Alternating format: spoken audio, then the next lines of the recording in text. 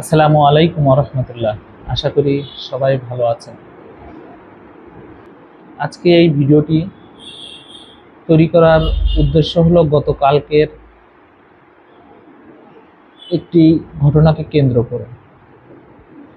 আপনারা অনেকেই অবগত আছেন যশোর জেলার ঝিগরগাছা থানার উজ্জ্বলপুর এবং বালিয়াডাঙ্গা গ্রামের মাঝামাঝি এই গ্রামের শহীদুল ইসলাম ইজি বাইক চালক, ওনার বড় সন্তান প্রবাসী মালয়েশিয়ায় থাকতেন। ছোট ছেলে রাকিব, বড় ছেলে আরিফ। এমন একটা বেদনাদায়ক ঘটনা আমার জীবনে আমি অনেক শুনেছি, ফেসবুকে দেখেছি, খবরে দেখেছি, কিন্তু বাস্তবে আমার এটা প্রথম আমার অভিজ্ঞতা। একটা পরিবারেই চারটা জানাজা, চারটা মৃতদেহ, লাশ এক জায়গায় একসাথেই জানাজা হলো। আল্লাহর অশেষ মেহেরবানি, আমি সেই জানাজায় শরীক ছিলাম, থাকতে পেরেছি। মহান আল্লাহর কাছে দোয়া করব, যারা এই দুর্ঘটনায়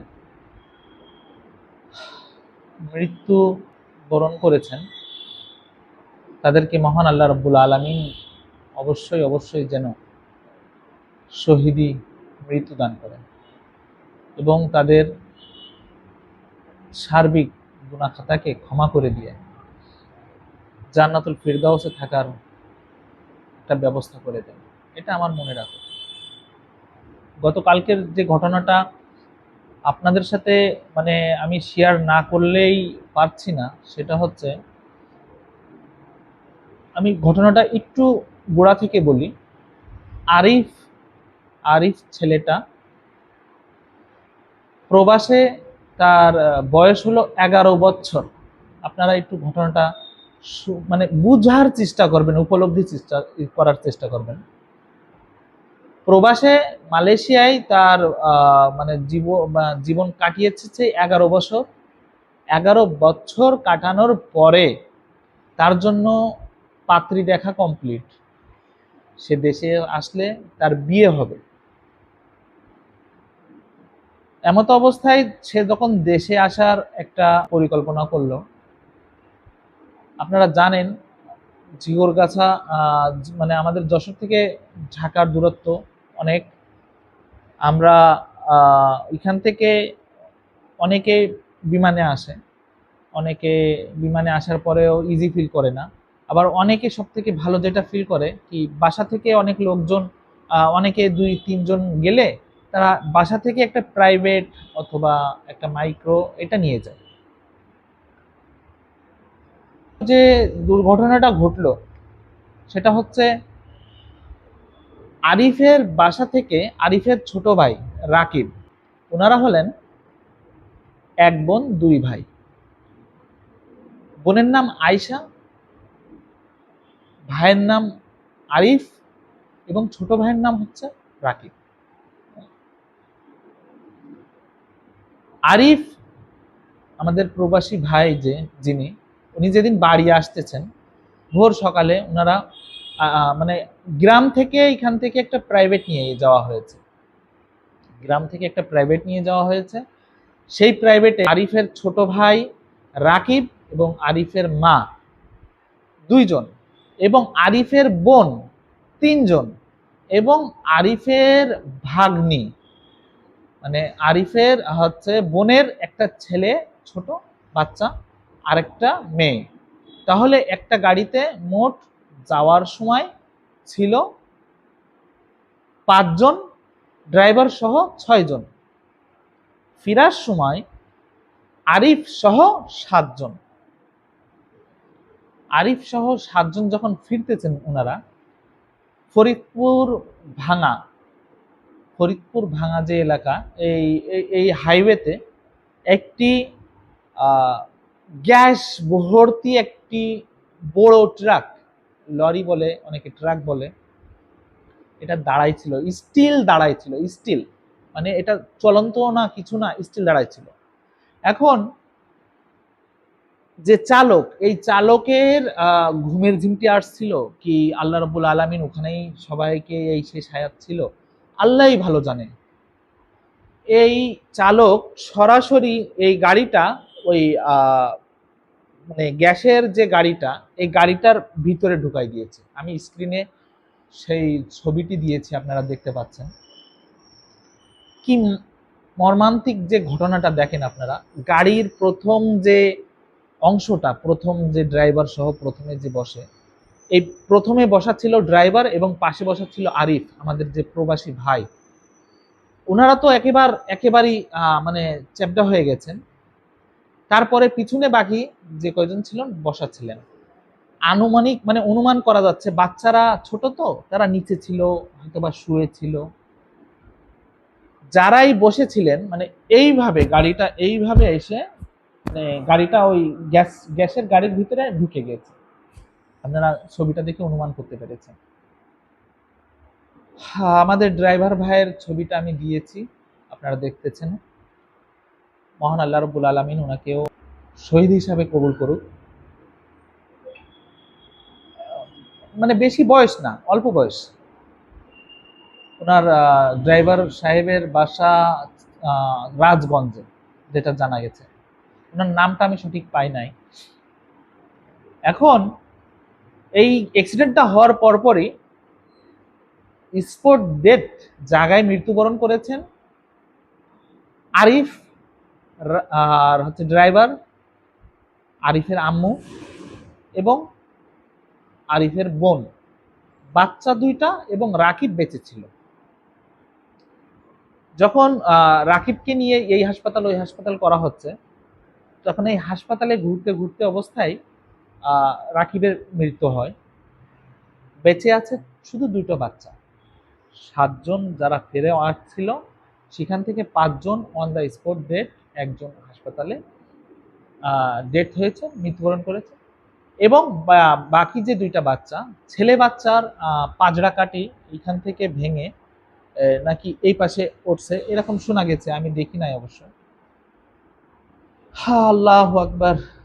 আমার জীবনে সর্বপ্রথমে এটা দেখা খুবই কষ্টদায়ক। আমি রাত্রি গিয়েছিলাম ওখানে, কিছু ফুটেজ দেখাচ্ছি, দেখেন। এই যে অবস্থা, এই মানুষের হাহাকার, মানে এক পর্যায়ে বলা চলে কি যারা মৃত্যুবরণ করেছেন, যারা মারা গেছেন, তাদের কান্নার লোক নাই। আমি ওনার পিতা শহীদুল ইসলাম, যিনি বাইক চালান, ওনার ছবিটা দিছি এই মুহূর্তে, শহীদুল ইসলাম চাচার ছবিটা। আমি যখন জানাজায় দাঁড়াইছিলাম, মানে নামাজ শুরু হবে তার আগ মুহূর্তে গণ্যমান্য ব্যক্তিগণ যে কথাগুলো বলছিলেন, ওর মাঝ থেকে আমি শহীদুল চাচার দিকে লক্ষ্য করছিলাম। 4টা খাটিয়া যখন দাঁড় করানো ছিল, আশ্চর্য, মানে উনি অবাক চোখে ওখানে যে আমার ছেলে কই, আমার স্ত্রী কই, আমার মেয়ে কই, আমার ছোট ছেলে কই, মানে কাকে ছেড়ে কার জন্য কাঁদবে, ওনার মানে চোখের পানি শুকাই গেছে। আল্লাহু আকবার। মানে এমন একটা দৃশ্য, কালকে রাতটা আসলে খুবই কষ্টের কাটছিল। আমি আরো কিছু ওনাদের খাটিয়া নিয়ে যাওয়ার যে ছবিগুলো ধারণ করেছিলাম। এই ওনাদের জানাজা হয়েছিল 10:30টায়, সময় নির্ধারণ করা হয়েছিল, 5 মিনিট আগ পাস হয়েছিল। আর ওনাদেরকে গোসল করানো হচ্ছিল, যে সময় এক এক করে নিয়ে যাওয়া হচ্ছিল গোসল করানোর জন্য, পরে রেডি করে জানাজায় যাওয়া হয়েছিল। আসলে এই যে কষ্টটা আপনারা অনুভব করার মতো না, মানে যারা প্রবাসী নন বা প্রবাসী যাদের কেউ নাই বা প্রবাসী কখনো যায়নি, এই কষ্টটা অনুভব করা তাদের জন্য একটা মানে অতটা মানে অনুভব করতে পারবে না আর কি। আমিও দীর্ঘ সময় প্রবাসী ছিলাম, এইভাবে যাওয়া আসা আমিও করেছি অনেকবার। যখন শুনেছি আল্লাহু আকবার, মানে গার লোম দাঁড়িয়ে গেছে। আমার সাথে আমার ভাই ছিল, মানে আমার আরিজুল ইসলাম ভাই, উনি শোনার সাথে সাথে এখানে যাবে আমার একটা ভাইপো, ও ওর সাথে গিয়েছিলাম আমরা। মহান আল্লাহ রব্বুল আলামিন চাইলে কি না করতে পারেন, কি না করতে পারেন। পরিকল্পনা, আমাদের কত পরিকল্পনা থাকে, বিশ্বকে নিয়ে জয় করব, এই করব, তা করব। আরিফেরও অনেক পরিকল্পনা ছিল। একটি, মাত্র একটি দুর্ঘটনার কারণে 3টা সংসার তছনছ হয়েছে। ড্রাইভারের একটা সংসার, ড্রাইভার তো ছিলই, এটা আলাদা একটা সংসার। আরিফের যে বাড়িটা, অর্থাৎ আরিফের আব্বা শহীদুল চাচার যে সংসারে, শহীদুল চাচার কিছুই নাই, কিছুই নাই। এখন ওনার ছেলে নাই, মেয়ে নাই, ছোট ছেলে নাই, স্ত্রী নাই। আসলে আল্লাহ রব্বুল আলমিনের কাছ থেকে যদি ধৈর্যটা না আসে ওনার জন্য, তাহলে উনি ধৈর্য ধরাটা খুবই কঠিন বিষয়। দোয়া করবো মহান আল্লাহ রব্বুল আলমিন ওনাকে ধৈর্য দান করার তৌফিক দান করুন। আরেকটা যে পরিবার, সেটা হচ্ছে আরিফের বোন। আরিফের বোন, এই পরিবারটাও কষ্টসাধ্য হয়ে গেছে, শেষ। বাচ্চা দুইটার অবস্থা গতকাল পর্যন্ত অনেক কষ্টে ছিল। ছেলেটা, মেয়েটা সুস্থ ছিল, তারপরেও তাদের ভবিষ্যৎ নিয়ে আশঙ্কায় আছে। আপনারা দূর বিদেশে যারা আছেন, যে যেখানে আছেন, যে অবস্থায় আছেন, যদি কোনো সহযোগিতা তাদের করার যায়, আপনারা করবেন আপনাদের যোগাযোগের মাধ্যমে। আমি জাস্ট আপনাদেরকে অনুরোধ করব, আমরা শিক্ষা অর্জন করি এই দুর্ঘটনা থেকে। আমরা পরিবারে, আমার ছেলে, আমার বড় ভাই, আমার ছোট ভাই, আমার আব্বা বা যে কেউ বিদেশ থেকে আসবে, আমাকে অতি উৎসাহ হয়ে ঢাকায় যাওয়ার এই যে বিষয়টা, এটা প্রায়ই ঘটছে। দরকার নাই, হবে দুর্ঘটনা যে জায়গায় আছে, আমি মেনে নিচ্ছি, যে জায়গায় আছে হবে, নিজেরা একটু সতর্কতা অবলম্বন করবে ইনশাআল্লাহ। একই পরিবার থেকে এত লোক একসাথে কোথাও না যাওয়ার চেষ্টা করি, প্রয়োজন বোধে তো যাওয়াই লাগবে। এই কষ্টটা আপনাদের সাথে বলা এবং এটা একটা ঐতিহাসিক হিসাবে রেখে দিয়া, এবং এই মানে এই দুর্ঘটনা থেকে যাতে আমরা শিক্ষা নিতে পারি, আমার পরবর্তী প্রজন্ম যখন আসবে, আমাদের ভিডিওটা যদি থেকে যায়, তারা যদি দেখে, তারাও জানতে পারবে। আসলে মহান আল্লাহ রব্বুল আলামিন আমাদেরকে একটা নির্দিষ্ট সময় দিয়েছেন, সেই সময়ের আগে আমরা কিছু কোথাও যেতে পারবো না, আর সেই সময়ের পরে 1 সেকেন্ডও আমরা থাকতেও পারবো না।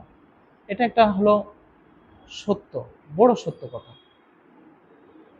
কুল্লু নাফসিন যায়কাতুল মউত, সবাইকে স্বাদ গ্রহণ করতেই হবে, মৃত্যুর স্বাদ সবাইকে গ্রহণ করতে হবে। আল্লাহ রাব্বুল আলামিন আমাদেরকে হঠাৎ মৃত্যু থেকে রক্ষা করুন। শহীদি মৃত্যুর তামান্না দিলে আছে, থাকবে ইনশাআল্লাহ। মহান আল্লাহ রাব্বুল আলামিন এর কাছে দোয়া করি, মহান আল্লাহ রাব্বুল আলামিন আমাদেরকে আমাদের পরকালীন যে ব্যবস্থা আছে, পরকালে যে আমরা সুখে শান্তিতে থাকতে পারবো, সে অবস্থায় যেন আমাদেরকে নিয়ে যায়। আমরা যেন মুসলমান হয়ে মৃত্যুবরণ করতে পারি। সব থেকে বড় কথা, কারোর হক যেন আমাদের কাছ থেকে নষ্ট না হয়, সতর্ক থাকি। আমার জন্য দোয়া করবেন। আজকে কথাগুলো অনেক লম্বা হয়ে গেছে, মনের আত্মতৃপ্তি থেকে এই ভিডিওটি করা। এই যে দুর্ঘটনাগুলো এখানে তুলে ধরা হলো, আর সব থেকে বড় জিনিস হলো একটি শিক্ষা, একটি শিক্ষা নিতে হবে। প্রত্যেকটা জিনিস, আমাদের এই জাতির একটাই সমস্যা, আমরা ইতিহাস থেকে শিক্ষা গ্রহণ করি না। যদি আমরা ইতিহাস থেকে শিক্ষা গ্রহণ করতাম, তাহলে আমার বাবা যে ভুল করেছে, আমার ভাই যে ভুল করেছে, আমিও সেই ভুল করতাম না। আরেকটি বিষয় আমি শর্ট সময়ে বলতেছি, আপনারা দেখেছেন হয়তোবা ইতিমধ্যে, আমরা যে রিজিকের বিষয়ে কথা বলি, রিজিকটা কি? রিজিকটা শুধু খাবার খাদ্য না, রিজিকটা শুধু অর্থ না, রিজিকটা হলো আমাদের এই যে পরিবার। পরিবার যে কত বড় একটা জিনিস সেটা আমার শহীদুল চাচা আজকে বুঝতে পারছে, আরিফের আব্বা। পরিবার, আপনার পরিবার যে সব থেকে বড় সম্পদ, আপনার আপনার বাচ্চা, আপনার স্ত্রী, আপনার বাবা মা, আপনার ভাই বোন, এটা যে আপনার সব থেকে বড় সম্পদ, আপনার আত্মীয় স্বজন, এটা আমাদেরকে বুঝতে হবে। যার নাই, আজকে কোটি টাকা হলেও দেখেন শহীদুল চাচার বয়সটা শেষ প্রান্তে, এই প্রান্তে তার পুতাপুতি, নাতি নাতনি, এগুলো তার কোলে থাকবে, তার মেয়ে আসবে যাবে, তার ছেলে বৌমা হবে, এটাই তো তার জীবন, বাকি জীবনটাই ছিল। তার পরিবার আজকে শূন্য, তার স্ত্রী নাই, বাচ্চা নাই, ছেলে নাই। এতদিন যে ছেলেকে দেখার জন্য মানে আহ, চোখ বেরোয় যাচ্ছিল, পরাণ বেরোয় যাচ্ছিল। আমি দেখতেছিলাম জানাজার নামাজের আগ মুহূর্তে ওনার ছেলে, উনি ফেসটা দেখতে চেয়েছিল। ফেসটা যখন দেখছিল, আমার মনে হয় একটু বিকৃতি ছিল। আমি অবশ্যই আমি রাকিবের ফেসটা দেখেছি, আরিফের ফেসটা দেখি নাই। আরিফের যে ফেসটা একটু বিকৃতি অবস্থায় ছিল, আহ, ওনার বাবা ফেসটা দেখার সাথে সাথে, চেহারাটা দেখার সাথে সাথে আল্লাহ বলে বেহুশ হয়ে গেছিলেন। সাক্ষী, ওখানে যারা ছিলেন তারা সাক্ষী, বেহুশ হয়ে গেছিলেন। যে ছেলেকে 11 বছর কোলে নিতে পারেননি, কাছে নিতে পারেননি, সে ছেলের মৃত্যুর চেহারাটা সামনে দেখাটা কত কষ্টদায়ক। যাক, কথা বললে অনেক কথা হয়ে যাবে। আমাদের এই দুর্ঘটনা থেকে আমাদেরকে শিক্ষা অর্জন করতে হবে, এটাই হলো মূল কথা। মহান আল্লাহ রাব্বুল আলামিনের কাছে দোয়া করেন আমরা আমাদের পরিবার পরিজনকে নিয়ে যেন সুস্থ থাকতে পারি, এবং যারা মৃত্যুবরণ করেছেন দুর্ঘটনায় তাদেরকে মহান আল্লাহ রাব্বুল আলামিন যেন শহীদি মর্যাদা দান করেন। আর আপনারা ইতিমধ্যে দেখেছেন হয়তোবা, একজন বৃদ্ধা মহিলা 8 দিন যাবত একটা ঘরে বন্ধ ছিলেন। পরিবারের কি মূল্য, পরিবারের কি মূল্য এটা আপনারা বুঝেন। 8 দিন ঘরে মরা অবস্থায় ছিলেন, পচে গলে গেছে ওনার শরীর। সেই শরীরটা যখন দুর্গন্ধ ছড়িয়েছে, তখন মানুষজন দরজা ভেঙে ঢুকে দেখছে।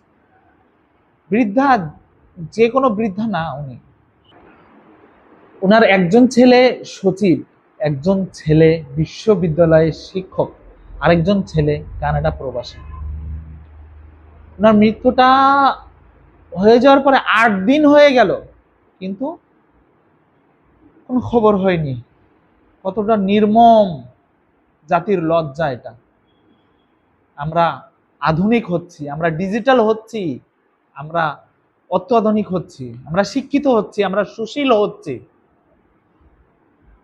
লজ্জা লজ্জা লাগে, লজ্জা। পরিবার যে কি জিনিস এটা এখনো আমরা বুঝি নাই।